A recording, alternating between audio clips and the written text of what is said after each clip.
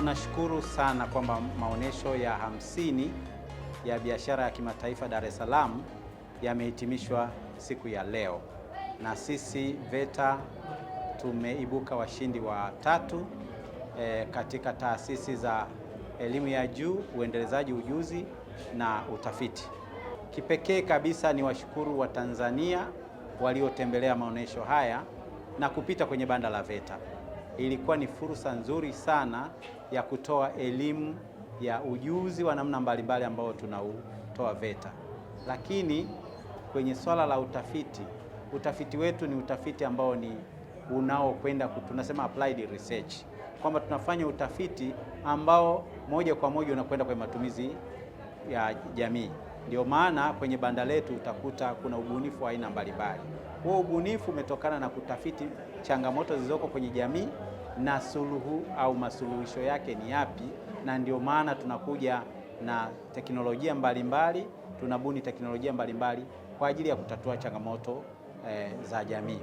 Kwa hiyo Watanzania wengi waliofika hapa na kutembelea banda letu wamejionea ubunifu mwingi, lakini wameona namna ambavyo VETA na vyuo vyake tunafanya uzalishaji wa namna mbalimbali ili kuweza kuchangia katika kipato na kupunguza utegemezi kwa serikali.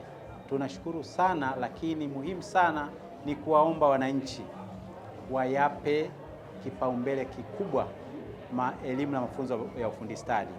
Elimu na mafunzo ya ufundi stadi ni mkombozi mkubwa sana kwenye jamii yetu. Ni suluhisho la ajira, lakini pia ndiyo nguzo muhimu ya kusukuma uchumi wa nchi.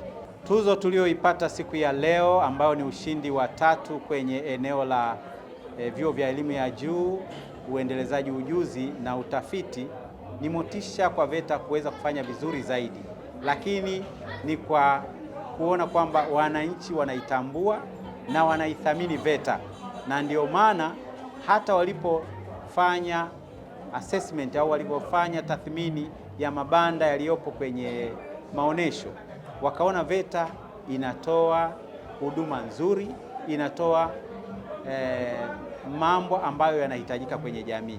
Kwa sisi kwetu ni kuendelea kuboresha mafunzo yetu, kuboresha ubunifu wetu, kuboresha bidhaa zetu ambazo zinazidi kupendwa na wananchi. Mchango wa VETA kwenye ukuaji wa biashara ni mkubwa sana, kwa sababu biashara nyingi zinahusisha uzalishaji, na uzalishaji hauwezi ukafanyika kwa vyema bila kuwa na nguvu kazi yenye ujuzi. VETA ndio tunaotoa nguvu kazi yenye ujuzi. Kwa maana hiyo, biashara nyingi zinasonga mbele kwa sababu zina nguvu kazi yenye ujuzi ambayo kwa asilimia kubwa inazalishwa na VETA. Lakini katika ufundishaji wa ujuzi, VETA tunasisitiza masuala ya ujasiriamali. Ndio maana unakuta kwamba kuna wahitimu wengi wa VETA wanakwenda kuanzisha miradi yao, wanafanya biashara.